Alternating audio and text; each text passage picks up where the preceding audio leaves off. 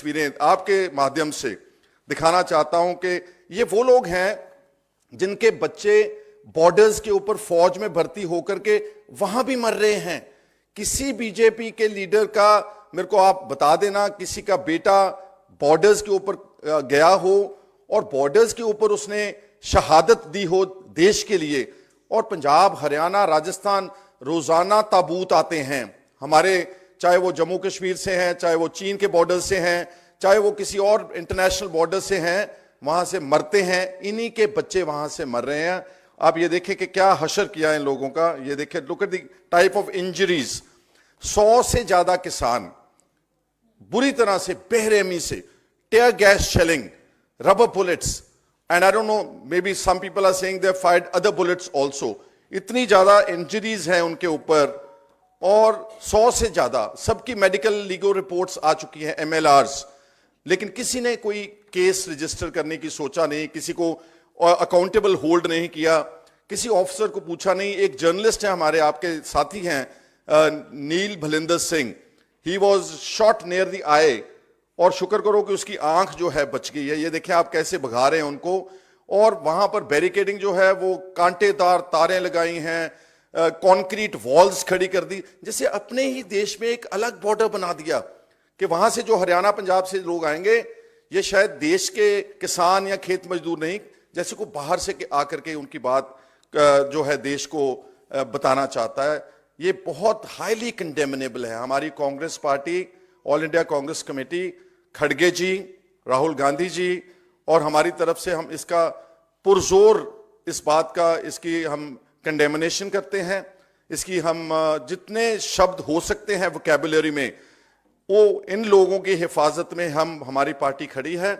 और जो MSP की बात अब खड़गे जी और राहुल जी ने बोली है, वो हम आगामी 2024 की लोकसभा इलेक्शन में बतौर एक गारंटी, बतौर हमारे मैनिफेस्टो में एक स्टार पॉइंट होगा।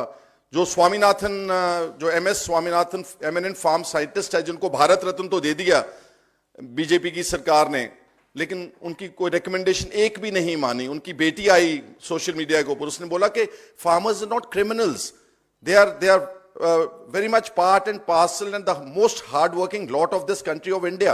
They are working for the upliftment of India. पर आप उनको गोलियां मार रहे हैं, टेयर गैस शेलिंग कर रहे हैं। उसने भी कंडेम किया। और चर्चा करना चाहता हूं आपके माध्यम से सारे देश के किसानों से, खेत मजदूरों से, नौजवानों से।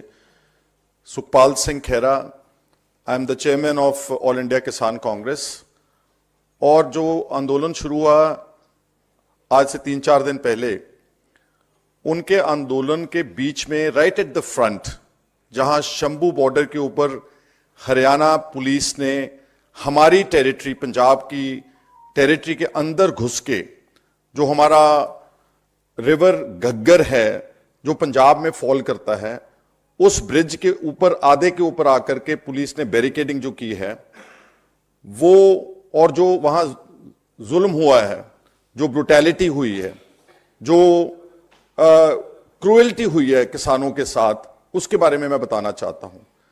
जब ये लोग पिछली बार आए थे देश के आंदोलन करने के लिए, SKM 1.25 साल बैठे थे।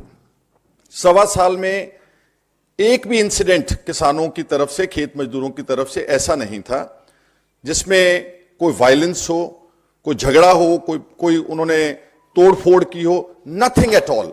उल्टा 600-700 किसानों ने अपनी जिंदगियां इस देश की खातिर, अनाज को, भंडार को भरने की खातिर, वो यहां दिल्ली के बॉर्डर्स के ऊपर गवा के गए। और उस वक्त प्रधानमंत्री साहब या बीजेपी के टॉप लीडर्स, इंटरनेशनल डोमेन में कहीं कोई हादसा होता था, कोई मरता था, तो उसके लिए 1 मिनट में ट्वीट आता था। लेकिन 700 किसानों और खेत मजदूरों के मरने के बाद भी एक भी अच्छा कोई ट्वीट नहीं किया, कोई सिंपथाइज नहीं किया। और जब आंदोलन खत्म हुआ, उनसे यह वायदा किया गया SKM की लीडरशिप के और किसानों के साथ, जो लाखों लोग यहां दिल्ली के बॉर्डर्स पर बैठे थे, कि हम MSP को एक लीगल लॉ बनाएंगे और इसके लिए हम एक कमेटी सेटअप करेंगे जल्दी, और तीनों जो एंटी फार्मर ब्लैक लॉज थे उनको रिपील करेंगे पार्लियामेंट में, और आपकी जो बाकी मांगे हैं कि जो मुकदमे दर्ज किए गए हजारों लोगों के ऊपर ड्यूरिंग द लास्ट एजिटेशन, उन सबको हम वापस लेंगे और कॉम्पनसेशन देंगे। जो लोग यहां मर गए हैं उनके बच्चों को जॉब्स देंगे। और इलेक्ट्रिसिटी जो अमेंडमेंट बिल लाने की सोच रहे थे उसको हम विड्रॉ करेंगे। एक भी बात नहीं मानी। पिछले 2 साल में सारी बातों के पर वायदा खिलाफी करते हुए बीजेपी की सेंट्रल गवर्नमेंट ने इलेक्ट्रिसिटी अमेंडमेंट बिल भी इंट्रोड्यूस किया। हमारे जो कंप्लीट नेटवर्क है गवर्नमेंट का, पंजाब से लेकर सारी स्टेट्स में जो हमारे इलेक्ट्रिसिटी बोर्ड्स थे, जो उनका डिस्ट्रीब्यूशन नेटवर्क था, जो उनकी जो तारें फैली हैं सारे देश में सरकारी, वो सारा अमला उठा करके प्राइवेट सेक्टर को, जैसे रेलवेज प्राइवेटाइज कर दी, जैसे एयरपोर्ट्स प्राइवेटाइज कर दिए, जैसे बाकी पब्लिक सेक्टर यूनिट्स प्राइवेटाइज कर दिए, तो इसको भी उन्होंने प्राइवेटाइज करने का बिल पार्लियामेंट में इंट्रोड्यूस कर दिया। उनके वायदे के मुकम्मल खिलाफ जाते हुए जो कमेटी बनाई एमएसपी को कंसिडर करने के लिए, वो ब्यूरोक्रेट्स की बना दी।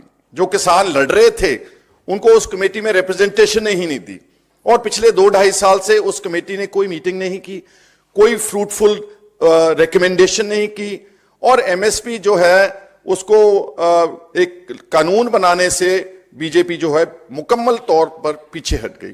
तो फिर किसानों के पास और खेत मजदूरों के पास और क्या रास्ता था? उन्होंने 2.5-3 साल इंतजार करने के बाद दोबारा अनाउंस किया कि हम February 13 को दिल्ली मार्च करेंगे, और उसका नोटिस उन्होंने 15-20 दिन, महीने का नोटिस दिया। गवर्नमेंट बिल्कुल नहीं हिली। 12 फरवरी की लेट नाइट 11 बजे उनके साथ मीटिंग करनी चाहिए, वो मीटिंग के लिए चले जाते हैं, और फिर उनको यही बातें बोली जाती हैं। जो मिनिस्टर्स गए वहां पर, mister Arjun Munda agriculture minister, Piyush Goyal जी, उनको यही बोल रहे हैं कि हम कमेटी बनाएंगे, हम कमीशन बना देंगे। अब ये बार बार तो धोखा हो नहीं सकता, इसलिए उन्होंने बोला कि जब तक आप हमारी बातें पार्लियामेंट में रख करके एमएसपी को लॉ नहीं बनाते, हमारे कर्जे की माफी की बात नहीं रखते,